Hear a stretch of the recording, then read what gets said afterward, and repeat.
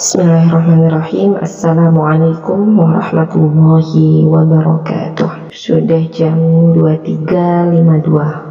Muhasabah diri kita bersama.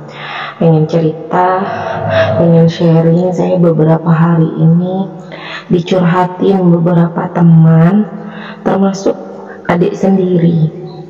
Nah, temanya tuh sama banget. Jadi temanya itu intinya tentang sedih ketika orang lain bersikap tidak baik sama kita. Bukan di fase kesel lagi, tapi sudah di episode kesedihan, sedih banget gitu, yang akhirnya bikin mewek setiap ingat perkataan orang itu, bikin mewek setiap ingat perlakuan orang itu.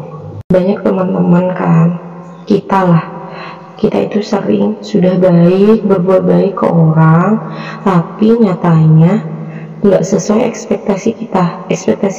Ekspektasi kita kan begini ya, kalau kita berbuat baik sama orang, kita maunya orang itu juga berbuat baik dong sama kita gitu ya. Mutualisme deh, simbiosis mutualisme. Gue baik sama lu juga harus baik sama gue gitu kan. Tapi konsepnya kehidupan di dunia itu nggak seperti itu deh, karena seringkali hal yang terjadi itu di luar ekspektasi kita. Maksudnya kita udah baik nih sama orang, tapi kok jahatin kita, sering nyakitin hati kita sih. Mungkin kalau nggak di depan kita ya di belakang kita. Saat kita tahu itu kan kesel banget ya, sakit hati banget, terus banget bawaannya jadi kok tega sih, kok kamu tega sih gitu. Aduh, sharing yang pernah saya alami dulunya. Jadi orang yang itu tuh, karena yang awalnya kan kita positif ya, karena sering dapat balasan seperti itu, jadi kita tuh jadi orang yang negatif thinking. Kemudian dikit-dikit nggak bisa dengar komentar-komentar negatif, komentar-komentar jahat, bawaannya sedih, bawaannya nggak terima gitu kan. Akhirnya aku coba lepaskan itu semua, lepaskan hal-hal yang negatif. Kemudian ya kalau mau nangis ya nangis aja, pengen nangis banget sampai berhari-hari aku lepasin, nggak aku tahan. Kemudian akhirnya sering dengar nasihat. Kita baik sama orang itu sejatinya yang benar-benar kebaikan itu ya, bukan untuk berharap orang itu balas kebaikan ke kita, atau baik baru deh aku berbuat baik. Enggak gitu. Sejatinya kebaikan itu mau orang itu akan baik atau tidak baik, ataupun dia sudah tidak baik ataupun baik, kita tetap kudu dan wajib baik, karena perintah Allah tuh gitu, kita wajib baik ke semua orang. Terus lanjut ya, dengar nasihat gini, apapun yang terjadi di dunia ini, baik buruknya, jelek tidaknya, itu semua sudah atas qadarullah, sudah atas kuasa Allah, sudah kehendak Allah, sudah kendalinya Allah, sudah ACC Allah pastinya, ya kan?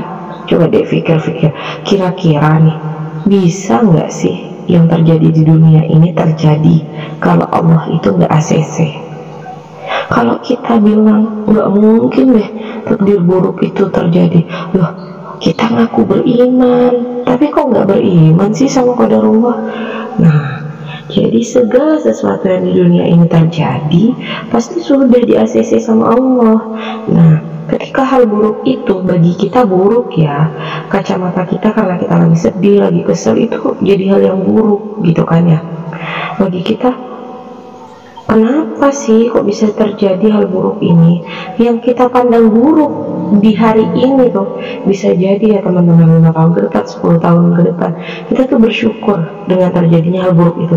Ya Allah, alhamdulillah 5 tahun yang lalu aku dapat hal buruk ini, ternyata itu pelajaran sangat berharga bagiku, kan gitu ya.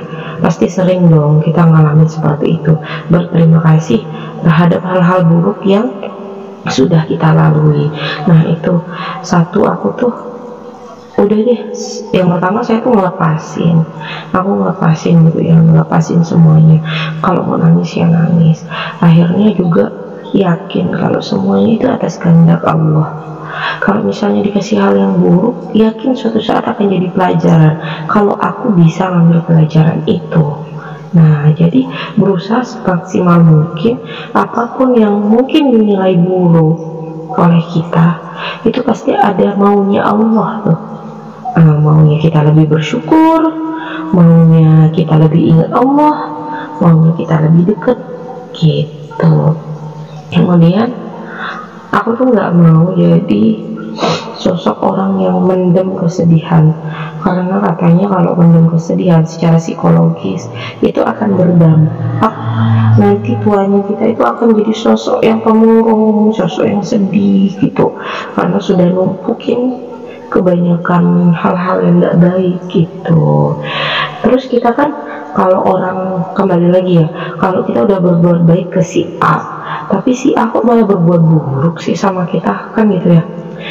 Karena kita tuh fokusnya tadi ke si A itu, kayak nuntutin gitu, aku kan udah berbuat baik ke kamu, kok kamu nggak balesin yang baik juga sih, kok malah balesin jahat. Jadi kan kita cuma fokus ke A, cuma nungguin kebaikan si A, padahal banyak kebaikan yang udah Allah kasih lewat si B, si C, si D, dan banyak orang lainnya, tapi kita nggak sadar kan, karena kita fokus ke si A tadi. Kita udah berbuat baik sama si A, tapi malah nggak dibales, atau malah dibales dengan hal yang menyakitkan. Akhirnya kita jadi nggak bersyukur kebaikan yang Allah kirim lewat si B, si C, si D. Nggak sadar dengan kebaikan Allah, plus tidak bersyukur. Nah itu tuh yang akhirnya pelan-pelan aku muhasabah, aku koreksi diri, oh kayak gini ya maunya Allah, seperti itu. Apalagi yang nyakitin kita itu orang-orang terdekat seperti keluarga dan lain-lain gitu kan. Jadi apa ya, intinya kalau kita udah legowo kayak gitu, ikhlasin semua, apa yang terjadi itu sudah asisi Allah, kayaknya tuh hidup tuh tenang banget, ngeplong banget. Sering-sering ngasih afirmasi positif ke diri kita gitu, alhamdulillah bisa tenang. Sering datang ke ya circle yang positif deh, kayak majelis-majelis ilmu gitu ya.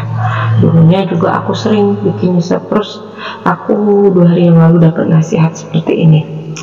Kita tuh kalau mau nyenengin semua orang itu capek banget, sedangkan nggak mungkin banget kita tuh nyenengin semua orang yang ada di dunia ini. Nah, yang harusnya kita lakuin itu nyenengin Allah. Kenapa? Karena yang membolak-balikan hati manusia itu kan Allah, yang megang kuasanya Allah. Kita tuh lebih mudah nyenengin yang satu daripada nyenengin yang banyak gitu. Dengan nyenengin satu itu, nyenengin Allah itu bisa banget bikin Allah itu mau membolak-balikan hati, balikin hati yang awalnya nggak suka sama kita jadi seneng sama kita, awalnya orang yang biasa-biasa sama kita jadi cinta sama kita. Tuh kan kalau nyenengin Allah nih, yuk tenangin diri, tenangin hati dengan zikir, sholawat, dan baca Quran gitu. Semoga hidup kita selalu tenang, kita jadi sosok yang selalu positif, menyenangkan, dan membahagiakan, terutama untuk Allah, Rasulullah, dan keluarga kita.